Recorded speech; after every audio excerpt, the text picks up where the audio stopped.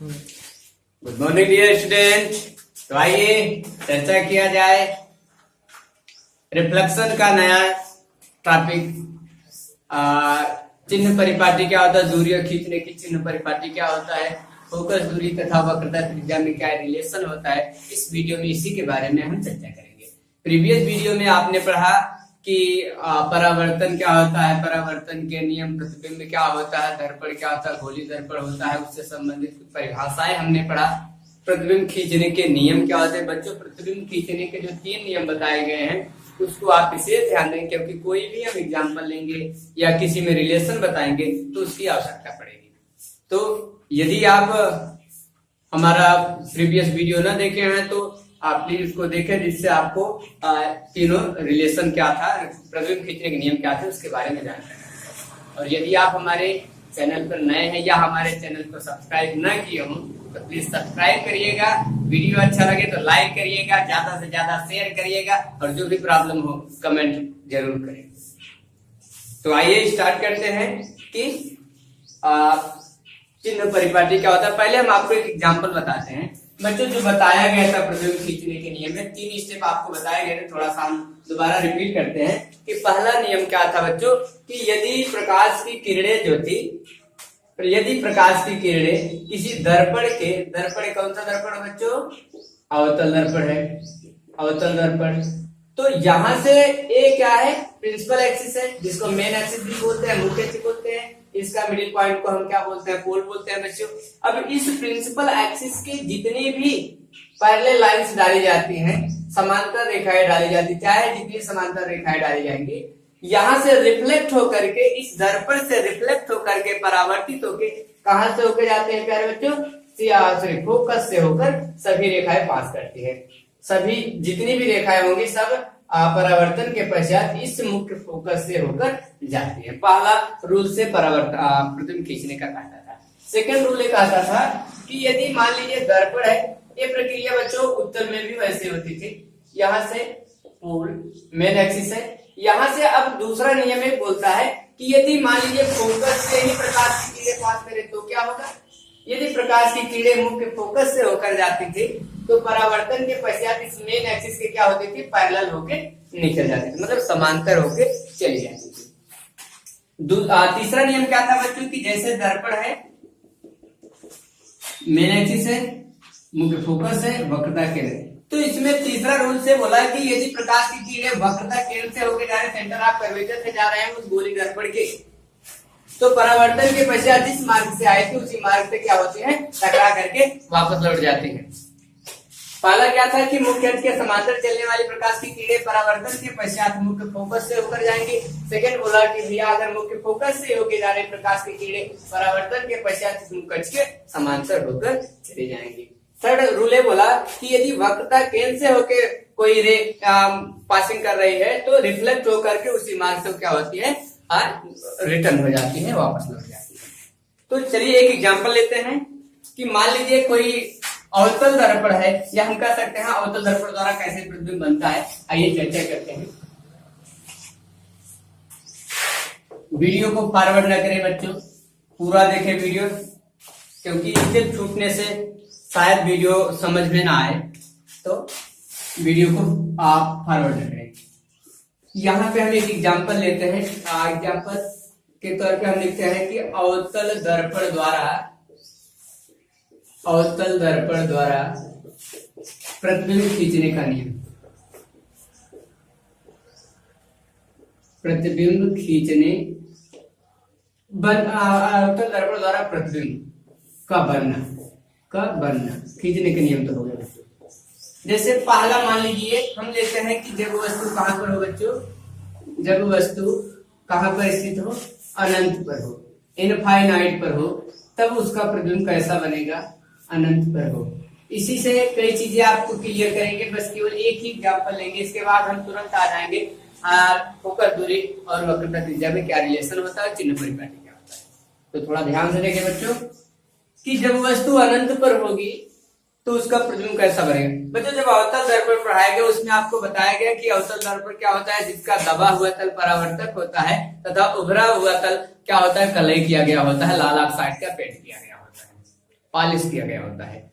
और उसमें बताया कि अवतल दर्पण में बच्चों जितनी भी घटनाएं होती हैं सब कैसी होती हैं, वास्तविक होती हैं, रियल होती हैं। तो मान लीजिए कोई एक अवतल दर्पण है, अवतल दर्पण बच्चों ये क्या है, प्रिंसिपल एक्सिस हो गई या मेन एक्सिस बोलते हैं बच्चों, मुख्य अक्ष। हर पॉइंट को ध्यान दीजिएगा। ये क्या हो गया बच्चों, पोल बोलते हैं, ध्रुव बोलते हैं। ये इसका क्या हो गया, द्वारक बोलते हैं, यम1 और यम2। मान लीजिए यहाँ इनफाइनाइट पर, इनफाइनाइट है, अनंत है, यहाँ पर एक वस्तु स्थित है। इनफाइनाइट दूरी पर एक वस्तु है, उसका प्रतिबिंब कहाँ पे बनेगा, इस दर्पण के, इस अवतल दर्पण के द्वारा। मुझे मान लिया जाए कि इस इनफाइनाइट दूरी पर स्थित जो वस्तु है उससे दर्पण पर एक, मान लीजिए कोई भी एक चीज बच्चों ध्यान देना, जो तीनों रूल्स हैं, तीनों नियम है प्रतिबिंब खींचने के, उसमें से केवल 2 नियम का ही अनुप्रयोग किया जाता है, प्रयोग किया जाता है। और इसको याद रखिएगा, दोनों किरणें जो भी खींची जाएंगी परावर्तन के पश्चात जहां पे मिलेंगी वहीं पर वस्तु का क्या बनेगा बच्चों, प्रतिबिंब बनता है। टकराने के बाद जहां पे मिलेंगे वहां पर वस्तु का प्रतिबिंब बनता है। तो चलिए, तो यहां से क्या हुआ कि मान लीजिए कि ऐसे जा रही प्रकाश की मुख्य अक्ष के क्या होके जा रहे हैं बच्चों, समांतर होके। तो परावर्तन के पश्चात कहां से होकर चली जाएंगी, मुख्य फोकस से होकर जाती है। अब मान लीजिए कोई प्रकाश की किरण कहां से होकर जाए, वक्रता केंद्र से पास कर रही हूं, तो वक्रता केंद्र से होकर जा रहे बच्चों, तो परावर्तन के पश्चात उसी मार्ग से वापस लौट जाती है, जैसा कि रूल्स में बताया गया। अब ये दोनों परावर्तित किरणें जिस बिंदु पर एक दूसरे से मिलेंगे उस बिंदु पर वस्तु का क्या बनता है, प्रतिबिंब बनता है, वास्तविक बनता है, उल्टा बनता है और छोटा बनता है, वस्तु से छोटा वास्तविक प्रतिबिंब होगा।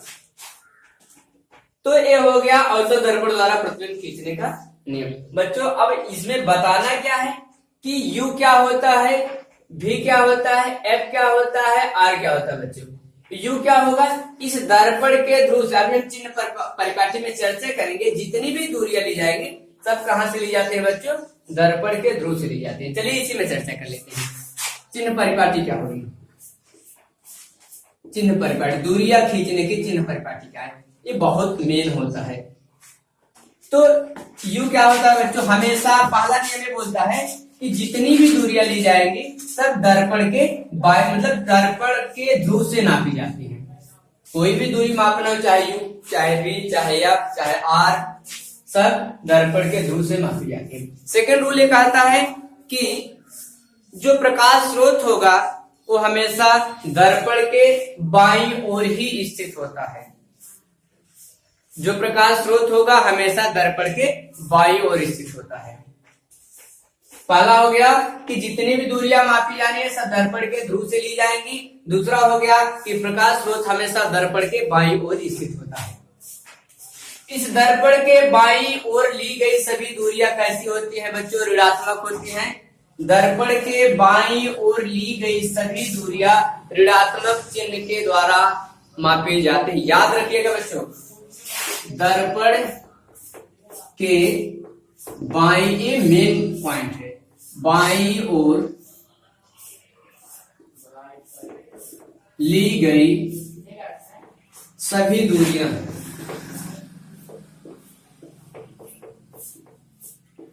ऋणात्मक चिन्ह के साथ ली जाती है। बच्चों इसको ध्यान दीजिएगा। और इस दर्पण के, चाहे उत्तल दर्पण हो बच्चों चाहे अवतल दर्पण हो, दोनों के लिए ये नियम सेटिस्फाई होता है कि दर्पण के बाएं साइड जितनी भी दूरियां होंगी, चाहे U होगा, चाहे V होगा, चाहे F होगा, चाहे R होगा, XYZ, सब ऋणात्मक चिन्ह के साथ ली जाएंगी। और दर्पण के दाहिनी साइड जितनी भी दूरियां ली जाएंगी सब धनात्मक चिन्ह के द्वारा ली जाती है। बच्चों विशेष थर्ड पॉइंट ये कहता है, तीनों पॉइंट हो गया।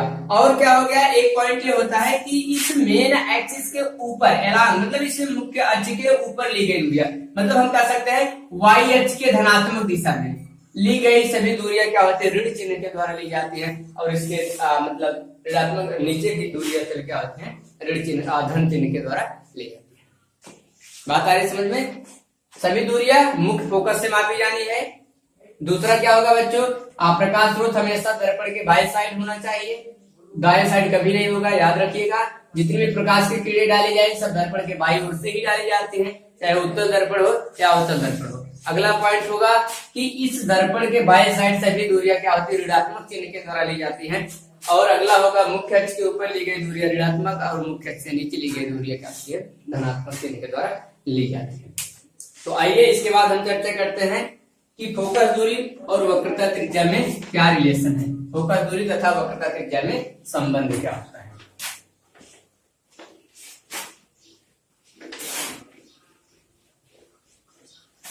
चलिए, क्या है फोकस दूरी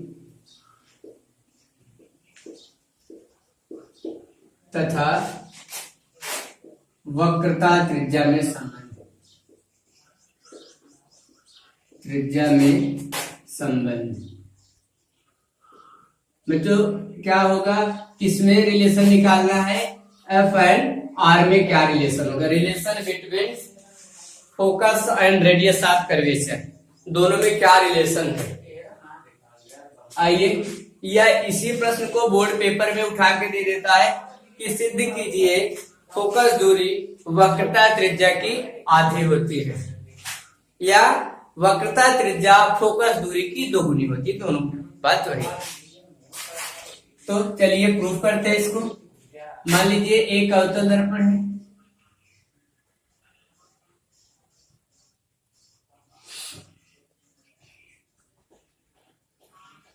अवतल दर्पण मेरे पास है, P हो गया, इसको क्या बोलेंगे, मुख्य अक्ष बोलते हैं। मान लीजिए यहां से मुख्य अक्ष के समांतर एक प्रकाश की किरण जा रही है, टकरा करके कहां से होके जाएगी बच्चों, मुख्य फोकस से होके जा रही है। यहां से ये क्या है, सी। बच्चों थोड़ा सा इसको रुक करके यहाँ थोड़ा ध्यान दो कि U क्या होता है, यहां हम लिखेंगे U होता है बच्चों दर्पण से, दर्पण के ध्रुव से वस्तु की दूरी, क्या होता है बच्चों, वस्तु की दूरी होता है। और भी क्या होता है बच्चों, दर्पण के ध्रुव से प्रतिबिंब की दूरी होगी, प्रतिबिंब कितनी दूरी पर बन रहा है। और बच्चों अब क्या होता है, फोकस दूरी होता है, दर्पण के ध्रुव से मुख्य फोकस तक की दूरी, तो उसे हम बोलते हैं क्या बच्चों, फोकस दूरी। आर क्या होता है, उसको हम बोलते हैं बच्चों वक्रता त्रिज्या, या दर्पण के ध्रुव से वक्रता केंद्र की दूरी। तो बच्चों ध्यान दो, यहाँ से मुख्य अक्ष के समांतर हमने एक रेखा लिया, इस गोली अवतल दर्पण पे डाला, यहाँ से रिफ्लेक्ट होकर के कहां से होके गई, मुख्य फोकस से होके निकल गई। यहां से क्या किए, इसको हम यहां से मिला देते हैं बच्चों। बच्चों थोड़ा सा ध्यान देना है, आपको जब रिफ्लेक्शन पढ़ाया जा रहा था तो इसमें क्या था कि हमने एक मिरर लिया था, मिरर में क्या किया गया था, एक स्रोत से प्रकाश के कीड़े डाले, यहां से रिफ्लेक्ट होकर के उसी माध्यम में वापस लौट गई। इसके ठीक परपेंडिकुलर बीचों बीच एक हमने लंब रेखा लिया, जिसे हमने कहा नॉर्मल होता है, अभिलंब बोला गया। इसको हम बोले थे क्या कि आपतित प्रकाश की किरण होती है, और इसको हमने बोला कि ये परावर्तित प्रकाश की किरण। तो इसके बीच का जो एंगल होता है, इसके बीच के एंगल के बराबर, मतलब ए आई और ए आर आपस में क्या हो रहे थे, इक्वल हो रहे थे। कोण आई इक्वल टू कोण आर, ये था परावर्तन के नियम में पढ़ा। तो यहाँ से बच्चों एक क्या हुआ कि आपतित हो रही प्रकाश की किरण, इसका नाम क्या होगा बच्चों, आपतित प्रकाश की किरणें हैं। आपतित किरण, यहाँ देखो टकरा करके किरण प्राप्त हो रही है, तो कैसी किरण हो गई बच्चों, परावर्तित किरण हुई। अब इन दोनों के ठीक मध्य में हमने एक रेखा खींचा है, इसको हम क्या बोलेंगे, नॉर्मल बोलते हैं बच्चों, या अभिलंब बोलते हैं। क्या बोलते हैं, अभिलंब बोलते हैं। इसका नामकरण कर देते हैं, मान लीजिए ए हो गया, बी हो गया, सी एक्स वाई जेड सब ठीक। यहां से क्या होगा बच्चों, ध्यान दो, इसके बीच का एंगल क्या होगा, आर होगा, एक ऐसा होगा, सॉरी ए आई होगा, ए आपका आर होगा। अच्छा यहां से ए आई है और एक क्या होगा आपका, ए भी आई होगा। क्यों? क्योंकि ये दोनों जो रे हैं, किरणें हैं, एक दूसरे के समांतर हैं। और अगर किसी दो समांतर रेखा को कोई तिर्यक रेखा काटती तो वहां पर कैसा कोण बनता है बच्चों? एकांतर कोण बनता है। और एकांतर कोण हमेशा आपस में बराबर होते हैं। तो ए आई हो गया आपका। ठीक, तो यहां से क्या हो गया? ए आई हो गया, ए भी आई हो गया, एक ऐसा है आपका आर हो गया। और आपको पता है यहां से लिखेंगे कोण ए बी सी। बच्चों ध्यान दो, परावर्तन का नियम क्या बोलता है कि आतन कोण सदैव परावर्तन कोण के बराबर होता है। तो यहाँ से इसका नाम क्या होगा? A B C. कोण आपका ए बी सी एक इसके इक्वल होगा बच्चों, इस कोण के। इसका नाम क्या होगा? सी बी एफ के। कोण सी बी एफ के बराबर है। अर्थात यहाँ से हम कह सकते हैं कि कोण आई बराबर है किसके? कोण आर के बराबर है। लेकिन बच्चों ध्यान दो, ए वाला जो कोण है किसके बराबर हो गया? इसके। इसका नाम क्या होगा? मतलब कोण ए। तो यहाँ से ए वाला कोण क्या होगा? इसके बराबर। क्यों होगा बच्चों? क्योंकि ए क्या हो गया? एकांतर कोण। एकांतर कोण का मतलब होता है कि जैसे मान लीजिए दो समांतर रेखाएं हैं, इनको कोई तिर्यक रेखा काटती है तो ये जो कोण बनता है वो आपस में बराबर होता है। तो ए वाला जो कोण है इसके बराबर हुआ। कहने का मतलब कोण ए बी सी। कोण ए बी सी किसके बराबर होगा? कोण बी सी एफ के, इस कोण के बराबर होगा।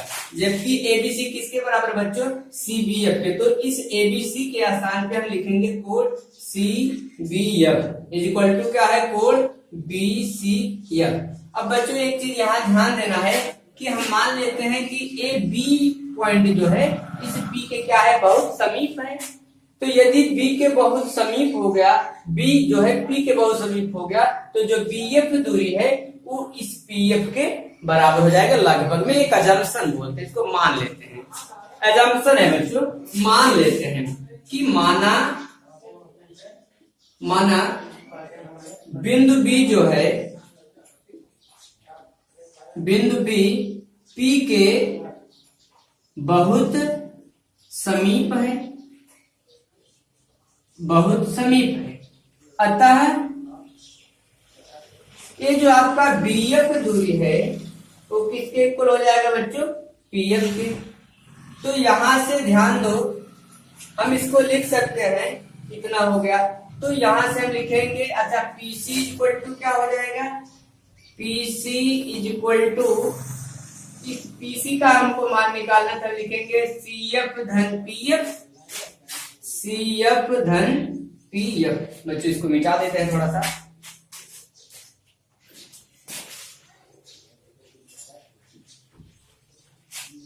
यहां से PC is equal to C F plus PC. तो यहां से हो गया बच्चों PC is equal to C F, C F और ये क्या था आपका पी था। यहां से ध्यान दो, सी एफ किसके इक्वल है? सी एफ बी के। तो एफ बी किसके इक्वल हुआ? ये दोनों आपस में क्या हुए थे? इक्वल हुए थे। तो जब ये दोनों इक्वल है और ये इसके इक्वल हो गया तो ये दोनों भी आपस में क्या हो जाएंगे?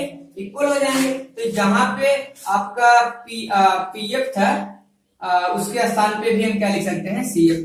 क्योंकि यहाँ लिख लो, क्योंकि हम ये भी कह सकते हैं कि पी एफ डिस्टेंस किसके बराबर है? सी एफ के बराबर।